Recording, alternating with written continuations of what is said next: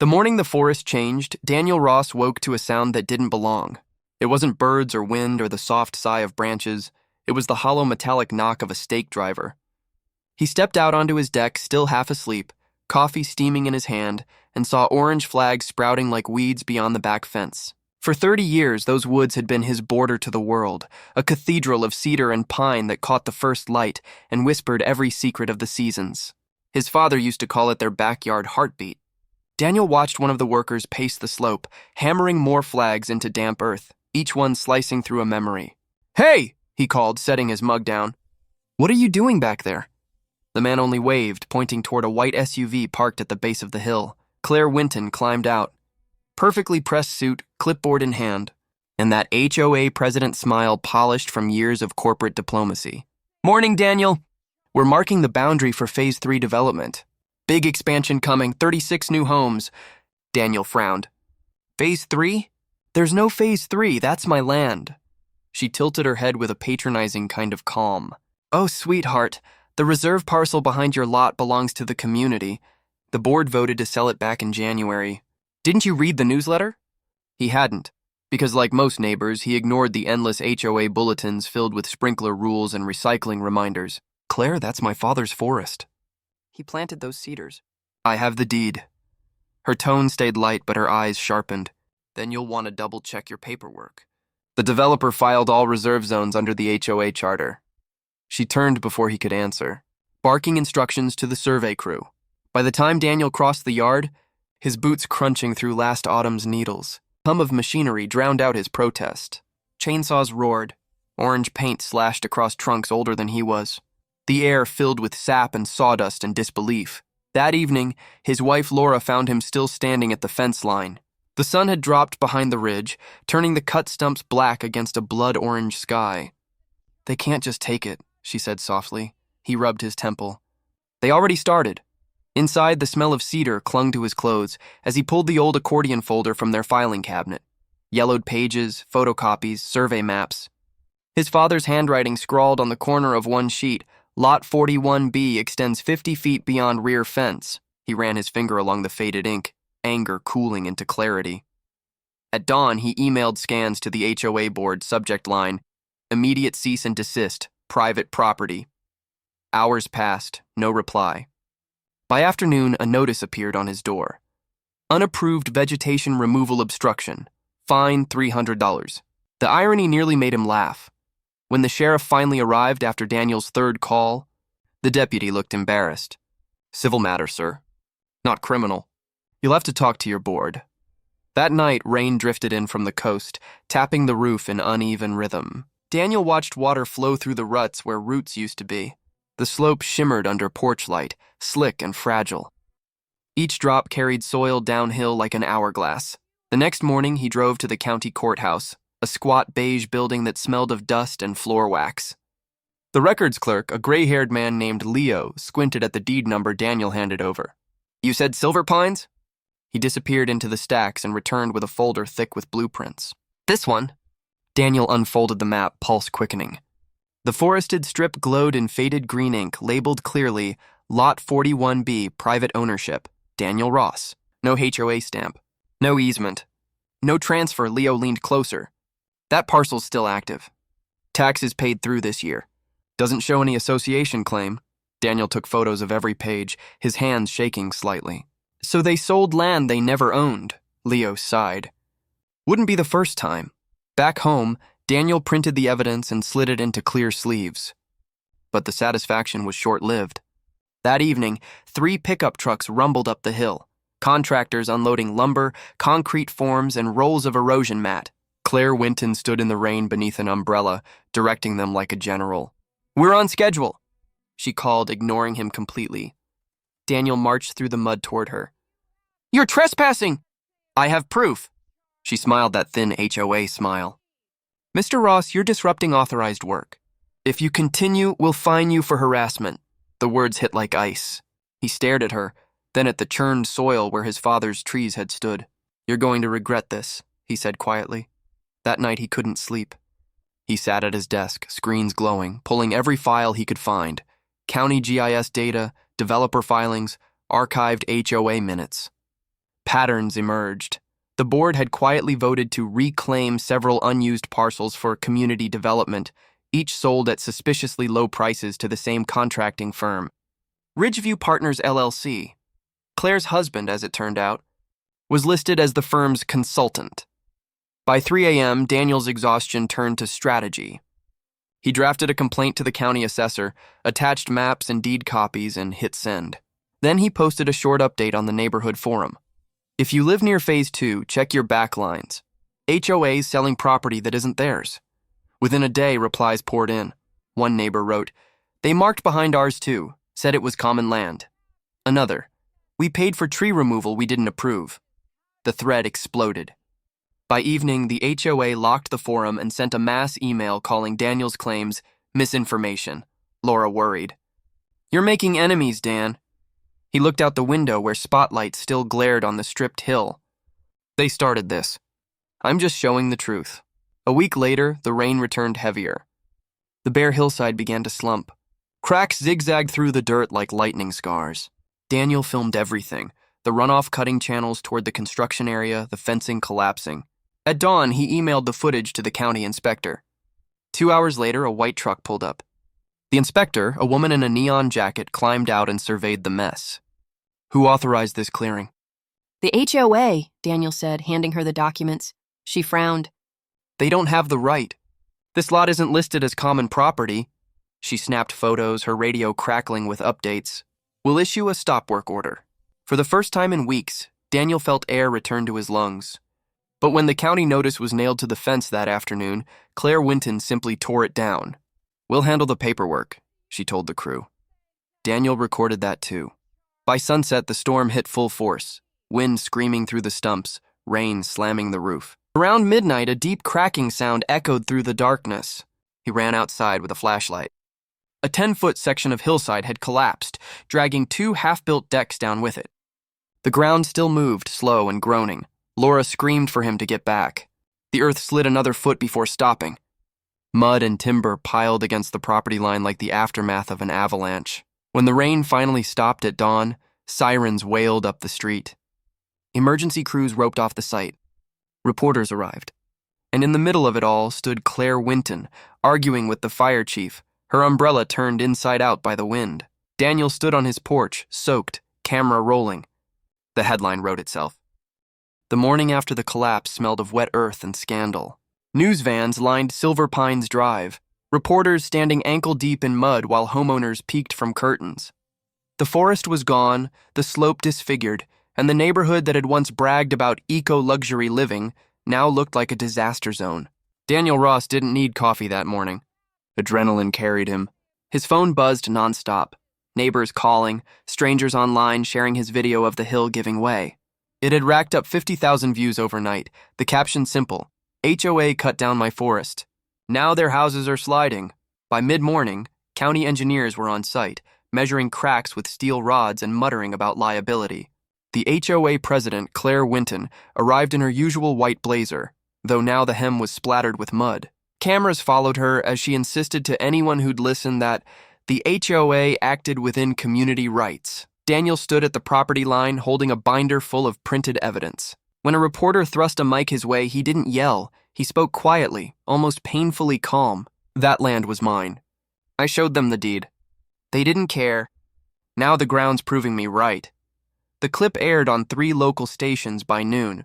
Within 24 hours, the neighborhood group chat turned from polite HOA reminders to open revolt. Dozens of residents demanded an emergency board meeting. Emails poured into the HOA inbox. Several board members resigned. Daniel received anonymous tips, screenshots of internal messages between Claire and a contractor discussing accelerating clearance before title questions delay sale. One message simply read, "Handle Ross, he's slowing us down." He printed everything, sliding each page into a plastic sleeve as if preserving artifacts. The following week, the county issued a formal stop work order and a geological hazard notice. A bright orange sign went up. "Unsafe slope. Entry prohibited." Daniel could have celebrated, but relief didn't come easily. His backyard still looked like a wound, and every night he'd hear small landslides shifting in the dark. Laura tried to pull him inside, telling him he'd done enough, but Daniel wasn't wired to stop halfway. He started attending county planning hearings, sitting in the back row while attorneys debated zoning codes and lot divisions older than the internet. During one session, he noticed a faint notation on a map, transfer deed pending verification, lot 41B, and scribbled it down. That clue led him to a name, Patricia Lund, the original developer's secretary who'd retired 15 years ago. She lived 2 towns over, in a small ranch house surrounded by lilacs. Daniel showed up with a folder and a polite smile. Patricia remembered everything. "We never gave that forest to the association," she said, flipping through her yellowing copy of the development binder. "The founder wanted a buffer zone between homes and the wetland. Lot 41B stayed private because of drainage rights," she tapped the signature line. "Your father bought that strip fair and square." Daniel felt his throat tighten. "Would you testify to that?" She nodded. "If it comes to it." By the time he drove home, twilight painted the sky pink, and for the first time in months he felt something close to hope. But when he turned onto his street, a new notice waited on his mailbox. "Cease harassment of HOA officials, Q $100 fine." They were doubling down. Claire had filed a complaint claiming Daniel's online post defamed her and caused emotional distress. His lawyer friend, Kevin, laughed when he saw it. "Classic intimidation tactic," he said. "She's bluffing." You've got the truth and the paper trail. Together they drafted a counterclaim, trespass, property damage, fraudulent sale. Kevin warned him, "It'll take months, maybe a year." Daniel answered, "I've waited 30. Spring bled into summer, and the story refused to die." Local papers ran headlines, HOA under fire for illegal land sale. Online forums debated homeowner rights. One evening, while Daniel watered the struggling saplings he'd planted along the edge, a car slowed at the curb. Claire stepped out, face tight. "You think you're some kind of hero?" she said. "You're destroying this community." He met her eyes. "You did that when you sold what wasn't yours." She opened her mouth, then closed it, realizing the neighbors across the street were filming. She drove away without another word. Behind the scenes, pressure mounted. Insurance carriers refused to cover the landslide damage until ownership was clarified. The bank halted construction loans. The county froze all HOA building permits. Every domino that had propped up Claire's authority started to wobble. Meanwhile, Daniel gathered witness statements, geotechnical reports, and Patricia Lund's affidavit. He built a case not just on law, but on morality, the simple truth that greed had consequences. When his lawyer handed him the official filing stamped Ross v. Silver Pines HOA, Daniel exhaled as if breathing for the first time in months. The court date loomed in early fall. On the morning of the hearing, mist hung low over the ruined hill. Daniel paused at the edge, touching the bark of the last standing cedar. "Hang in there, old friend," he murmured, then drove downtown. The courthouse steps buzzed with reporters. Inside, fluorescent lights hummed as the clerk called the case. Claire sat at the defense table, still immaculate, her attorney whispering in her ear. Daniel placed his evidence binder on the plaintiff's table, a physical timeline of arrogance and proof. The proceedings stretched all day. Claire's lawyer argued that the HOA believed the land was common based on historical maps. Kevin countered with deeds, tax receipts, and Patricia's affidavit. When Patricia took the stand, she spoke with quiet authority. Lot 41B was never part of the HOA. It was sold privately to Robert Ross in 1994. I typed the deed myself. Gasps rippled through the small courtroom. Claire's face drained of color. Then came the coup de grace. County assessor records showing HOA dues had never been assessed on that parcel, proving they'd known it wasn't theirs. By late afternoon, the judge leaned forward, steepling his fingers. "I see no evidence that the HOA had any legal right to alter or sell this property," he said. "Furthermore, the plaintiff's deed remains valid and enforceable." Claire's lawyer stammered something about miscommunication, but the judge cut him off. This was not miscommunication. It was negligence. He ordered an injunction against the HOA and scheduled a damages hearing. Cameras flashed as Daniel walked out into the crisp evening air. For the first time, victory felt real, but it was only halfway won. The land was scarred, the forest gone, and rebuilding would take more than paperwork. That night, back on the porch, Laura wrapped a blanket around his shoulders. "You did it," she whispered. Daniel shook his head gently. "Not yet. They need to fix what they broke." In the distance, thunder rolled again, as if the earth itself wasn't finished speaking. The next 2 weeks felt like living inside a clock wound too tight.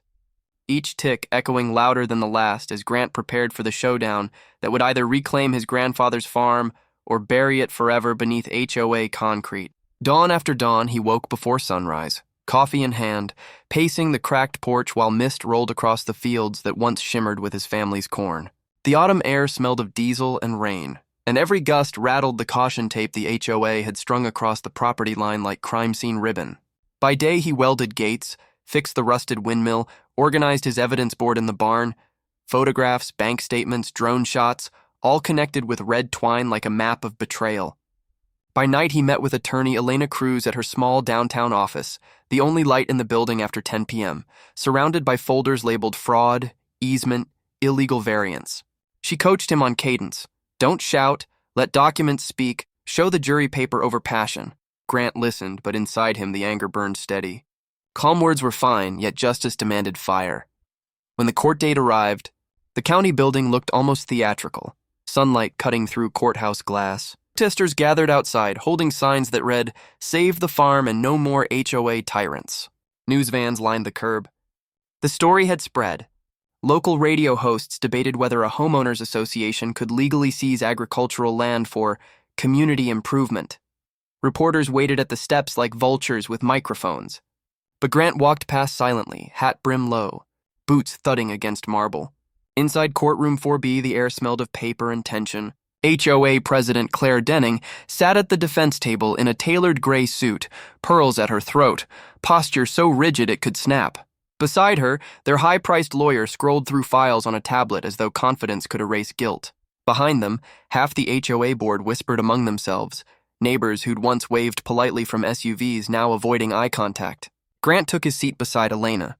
She placed a reassuring hand on the stack of binders taller than a Bible. "Remember," she whispered, "they built this lie on paper. Paper is how we burn it down." The first hours dragged through procedural sludge, motions, objections, jurisdiction debates, all designed to exhaust him. The HOA's counsel claimed the land transfer had been lawful under eminent neighborhood interest, a phrase so absurd even the stenographer paused mid-typing. But when the judge finally allowed evidence, Elena rose and everything shifted. One by one, she introduced each exhibit, forged signatures cross-compared under magnification, county emails showing secret zoning approvals, bank transfers from HOA dues into shell LLCs registered to Claire's brother-in-law. The projector flickered against courtroom walls as photographs of construction machinery tearing through fields appeared. Every beam of steel a nail in the coffin of Claire's credibility. Grant watched jurors' faces tighten. They weren't just seeing theft, they were seeing arrogance. Then Elena called Grant to the stand. He took a breath, the wooden chair creaking beneath him, and began not with law, but with memory. How his grandfather built the farm from nothing but red soil and determination. How his father taught him to mend fences by lantern light. How the sound of wind through the silo used to mean harvest was near. The courtroom fell silent except for the click of cameras from the press bench.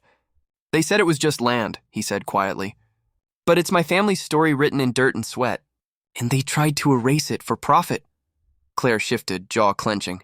Her lawyer objected, irrelevant sentiment, but the judge, a former rancher himself, waved it off. "Let him finish." Grant continued, explaining how the HOA filed false maintenance liens, how they used an expired drainage easement to justify entry, how they sold plots before they even owned the soil beneath. When he held up the original survey map, creased, dirt-stained, signed by his grandfather in 1953, the courtroom seemed to breathe with him. Elena ended questioning with a simple line, "Mr. Rowe, what do you want from this court?" Grant looked toward the window where sunlight spilled across the wood panels. Not revenge. Just the truth written down where no one can steal it again. The defense countered with spin. Claire took the stand, tears rehearsed, voice trembling as she spoke of community improvement, of public safety concerns. She claimed the farm's irrigation runoff endangered nearby homes, that demolishing the barn was a necessary precaution. Elena let her talk herself deeper, then dropped the final exhibit. An internal HOA email, chain where Claire referred to the farm as prime, redevelopment land worth 7 figures once the old man folds. The IE. Timestamp was 2 days after she'd attended, Grant's father's funeral. The jury visibly recoiled. The judge's gavel struck once. "We've heard enough for today." Outside, rain began to fall. Slow, deliberate drops against courthouse glass. Over the next week, the trial became the heartbeat of the county. Each morning, Grant arrived to crowds larger than the last. Farmers brought thermoses of coffee. Students held handmade signs about property rights. On day 5, the county assessor testified, confirming that the HOA had recorded false plats extending their subdivision 300 feet into Grant's parcel. Day 6, a forensic accountant traced $480,000 of HOA reserve funds laundered through 3 shell companies to Claire's personal account. When confronted, she stared blankly ahead, mascara streaking, whispering to her lawyer like a cornered animal. On day 7, Elena rested the case with a closing argument that rippled like a sermon. "A neighborhood is built on trust," she said, pacing before the jury. "When that trust becomes a weapon, when people use community to steal rather than share, that's not governance, it's greed wearing a smile." Deliberation took just 3 hours. The verdict came mid-afternoon. Guilty on all counts: fraud, falsified records, conspiracy, and abuse of fiduciary duty. The judge ordered full restitution, nullified the fraudulent deeds, and referred the matter for criminal prosecution. Claire's face went white as the bailiff approached. Her pearls clattered to the floor like hail. Outside, thunder rolled as news cameras captured her being led away in handcuffs.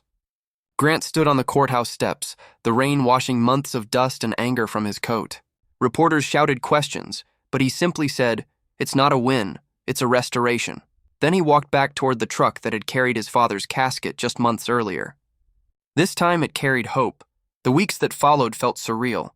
The court ordered demolition of the half-built HOA extension encroaching on his fields. Construction crews returned under new management, county-appointed, supervised by inspectors who shook Grant's hand before starting. Each slab of concrete removed felt like history exhaling. By winter, the land lay bare again, a raw scar ready to heal. Grants from the State Agricultural Preservation Fund, combined with restitution money seized from Claire's accounts, allowed him to rebuild the farmhouse roof and install solar irrigation. The new barn smelled of pine and oil, walls lined with photographs of every generation who'd worked the soil. The townspeople rallied. Neighbors who'd once signed HOA petitions now brought casseroles and apologies. One evening, as sunset painted the sky in fire, Grant hosted a gathering by the restored lake. Music from an old radio floated over the water. "To Truth," Porter, the local journalist who'd covered the trial, said, raising a glass. "And to people who don't back down." Laughter followed, not loud, just genuine. For the first time in years, the farm felt alive. But justice didn't end with a verdict. Claire's trial sparked something larger. Residents from other subdivisions began filing complaints about their own HOAs, hidden fees, forged fines, misuse of funds. The county launched a full audit program, nicknamed the Row Reform. Within 6 months, 2 more presidents resigned under investigation. Local legislators drafted the Community Transparency Act, requiring digital disclosure of all HOA financial records. When reporters asked Grant to comment, he simply said, "Sunlight fixes mold." The quote trended across social media, shared thousands of times with photos of him standing beside his rebuilt fence, welding torch in hand, a dog at his feet. Not everything was easy. Some nights he still woke from dreams of bulldozers chewing through the past. Some neighbors still crossed the street rather than meet his eyes. But progress hummed louder than resentment. The fields he replanted sprouted green under spring rain, and the lake, the same one the HOA once drained to redirect runoff, refilled naturally, clear and alive with fish. Children from nearby schools came for field trips, learning how irrigation law works, how land stewardship matters. Grant created a small scholarship in his father's name for agricultural students studying environmental law. Every year, he chose one essay that ended with the same phrase, "Protect what you inherit." Summer brought a letter with a federal seal. The Department of Justice had finalized sentencing. Claire Denning, 8 years in federal prison, restitution totaling $2.7 million. Her vice president, 5 years. The county clerk who falsified plat signatures, 2 years suspended and permanent disbarment. When Grant read it aloud in the kitchen, the words didn't taste like victory, just closure. He set the letter down beside a framed photo of his grandfather and whispered, "We did it right this time." Months later, on the anniversary of the verdict, a production crew arrived to film a documentary segment titled "The Farmer versus the HOA." Grant agreed on one condition. They'd focus on the lesson, not the man. Standing before the rebuilt fence, sunlight glinting off steel, he spoke directly to the camera. "If someone tells you it's just paperwork, look closer. Paper built this country, and paper can steal it if you're not watching." The segment aired nationally, drawing millions of views, sparking debate about homeowners' rights. local governance, and rural independence. Donations poured into the new Roe Foundation, which funded legal aid for families facing predatory associations. The story that began with theft had become a beacon. One quiet evening that autumn, Grant walked to the edge of the lake. The air smelled of cedar and wood smoke. Frogs croaked where excavators once groaned. In the fading light, the surface reflected clouds like silver glass. He knelt, touched the water, and smiled faintly. This was the same lake they'd poisoned to force him out, now restored, alive, feeding both crops and courage. He thought of the judge's final words during sentencing. Integrity is not inherited, it's chosen. The breeze carried the sound of laughter from the farmhouse where friends gathered around a long table, candles flickering. Life had found rhythm again. As night deepened, he climbed the porch steps and looked back across the fields. The new fence gleamed under moonlight, 12 feet high, perfectly legal, etched along the top rail with a single phrase welded in shining steel. Truth endures. It wasn't anger anymore, just remembrance. He turned off the porch light, the stars bright enough to guide him inside. Tomorrow he'd wake early, feed the cattle, and file paperwork for the foundation's next case, helping a retired teacher reclaim her condo from an HOA that forged maintenance fines. The fight continued, but it no longer felt lonely. Each document, each case, each voice that refused to be silenced became part of the same story. And somewhere in the quiet, between cricket song and wind through cornstalks, it almost felt like his father's voice again. You held the line, son. That's all any of us can do. Grant smiled, closed the door, and let the farmhouse settle around him, creaking like an old friend finally at peace. Outside, the fields whispered their thanks to the man who refused to let them be stolen twice.